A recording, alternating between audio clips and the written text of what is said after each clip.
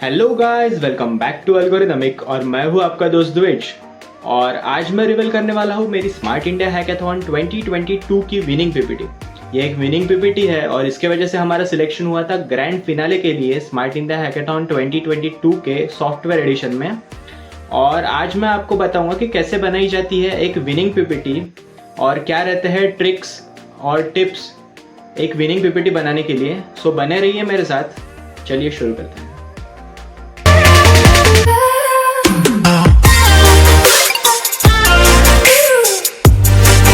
सो smart India hackathon 2022 winning PPT.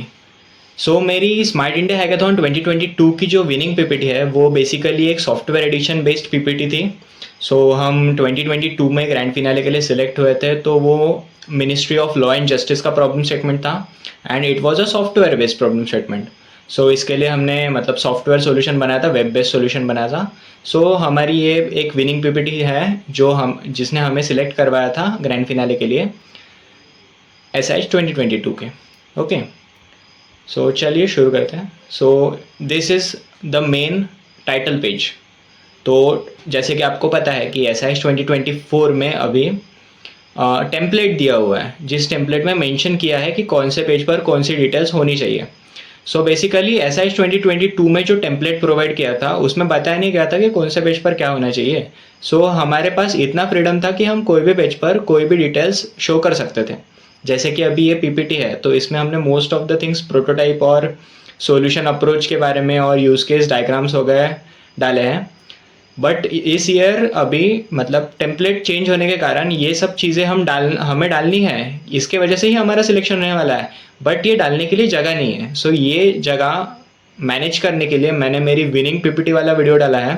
आप winning PPT template वाला video डाला है, आप वो वीडियो देख सकते हैं। वो वीडियो में आपको समझ जाएगा कि ये वीडियो में मतलब विनिंग पीपीटी वाले वीडियो में और विनिंग पीपीटी में जो जो डिटेल्स मैंने डाली है, जो जो चीज़ें मैंने इम्प्लीमेंट की है, वो आपने आपकी एक्चुअल SH 2024 के पीपीटी में कहाँ पर इम्प्लीमेंट करनी चाहिए। सो आप अगर वो वीडियो देखेंगे तो आपको ज़्यादा क्लैरिटी आएगी। एंड ये भी आप वीडियो देख सकते हैं। ये वीडियो में मैं डिटेल में बताऊंगा कि कैसे कौन सी चीज़ें कहाँ पर होनी चाहिए, जिसके वजह से आपका मतलब सिलेक्शन के अश्योरेंस मिल जाता है कि सिलेक्शन मतलब प्रोबेबिलिटी बढ़ जाती है आपके सिलेक्शन की। सो बेसिकली चलिए शुरू करते हैं और मैं आपको बताता हूँ कि क्या क्या है पीपीटी में। सो बेसिकली अगर आप अपर लेफ्ट कॉर्नर में देखेंगे तो आपको वहाँ पे डिटेल्स दिखेगी, ministry, organisation name, then PS code, problem statement title, then team name, team leader name, college, institute name. So ये बेसिक डिटेल्स है और ये मैंडेटरी होती है फर्स्ट टाइटल पेज पर। ओके, देन हमने दिया है डिस्क्रिप्शन हमारे प्रॉब्लम स्टेटमेंट का। So basically this year description बहुत बड़े बड़े हैं तो आप पूरा डिस्क्रिप्शन तो डाल नहीं सकते।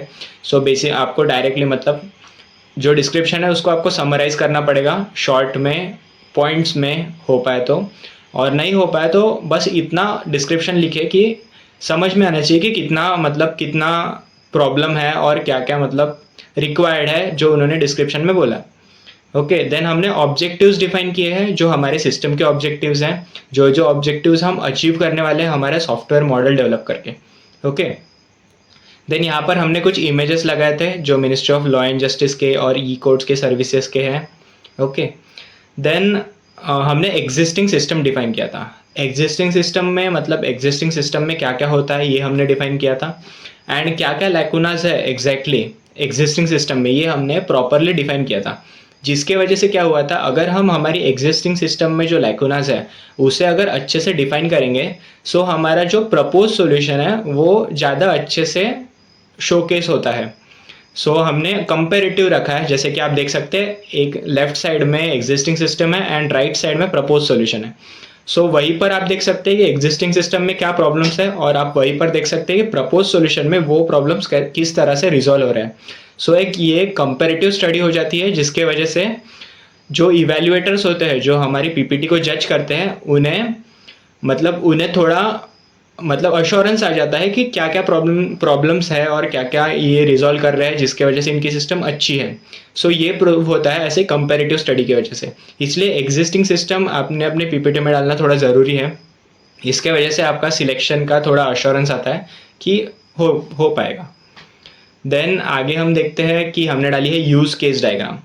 सो यूज़ केस डायग्राम तो आपको मतलब UML देखना पड़ेगा, जैसे मैंने मेरे प्रीवियस वीडियो में भी बोला था कि अगर आप UML देखोगे तो वहाँ से आपको यूज़ केस बनाने का आइडिया बहुत अच्छे से आ जाएगा।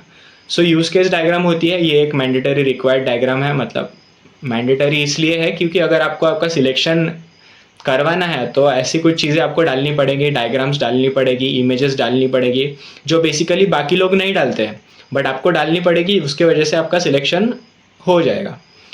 देन ऐसी यूज़ केस डायग्राम, इसमें आपको आपके मॉड्यूल्स, आपके USPs मेंशन करने पड़ेंगे।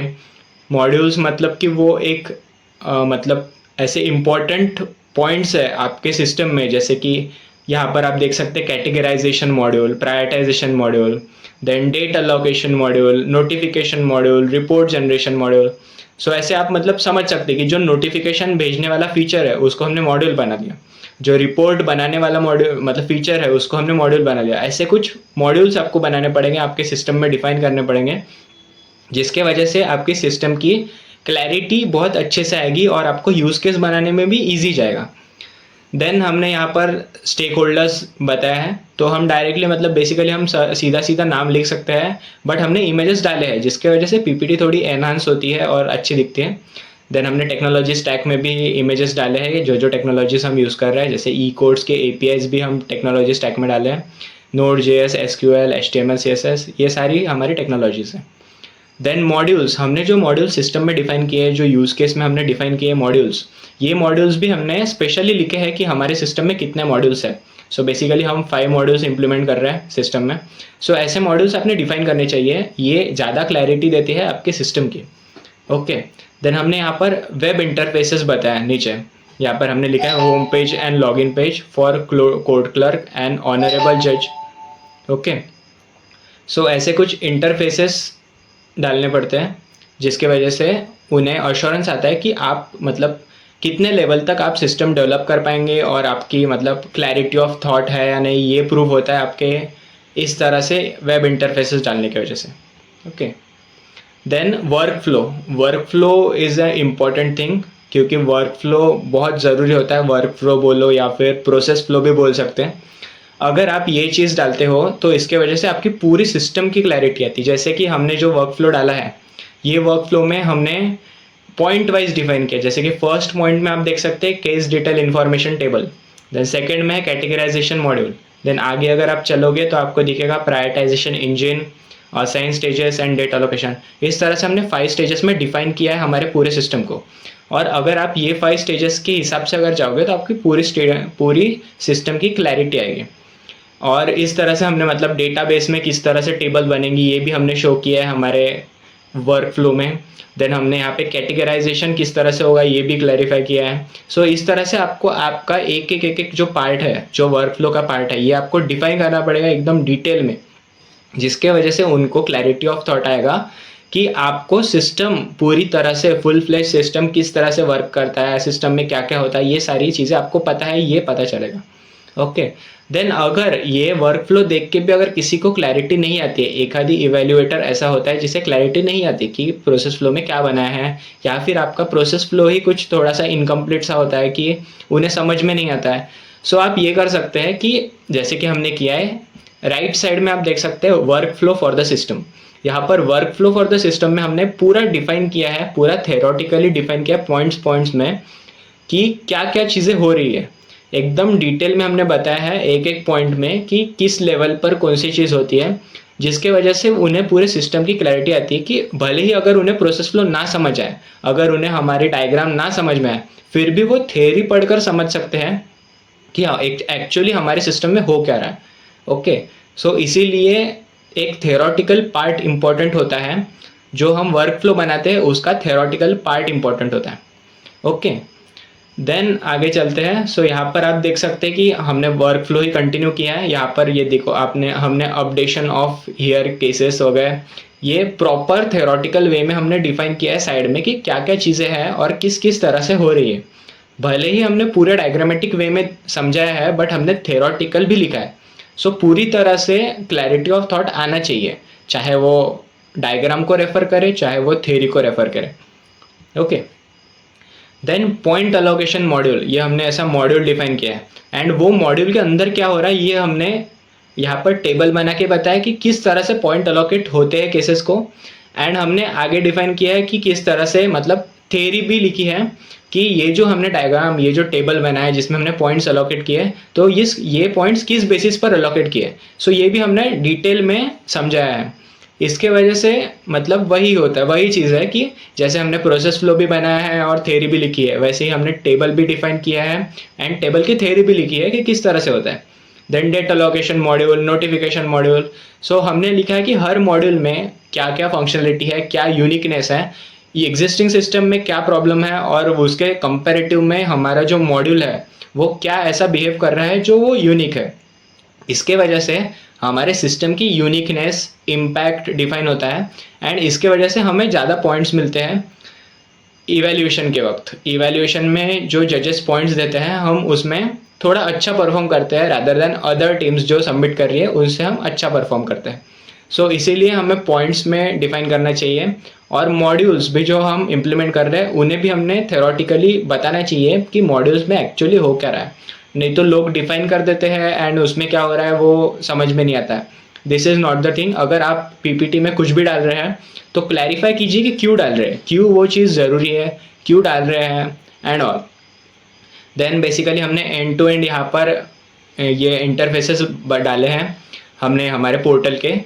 ये पोर्टल हमने, मतलब पोर्टल हमने अलग बनाया था, बट ये फिग्मा की यूआईज है जो हमने फिग्मा के थ्रू बनाए थे, और उस पर से मतलब क्लैरिटी आती है थॉट की कि आगे जाकर अगर ये ग्रैंड फिनाले के लिए सिलेक्ट होते हैं तो नोडल सेंटर पर जाकर ये किस तरह से डेवलपमेंट करेंगे, किस तरह से अपने प्रोटोटाइप को शोकेस करेंगे, इनका ये क्या स्ट्रेटेजी रहेगी। सो ये चीज़ें डिफाइन होती हैं हमारे वेब इंटरफेस से, एंड इससे जजेस को पता चलता है कि टीम एक लेवल पर रेडी है कि अगर इन्हें हम बुलाएंगे तो यह अच्छा परफॉर्म करेंगे।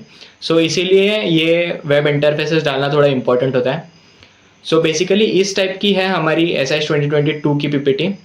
सो ये थी हमारी ग्रैंड फिनाले 2022 की winning PPT for smart India hackathon 2022 software addition.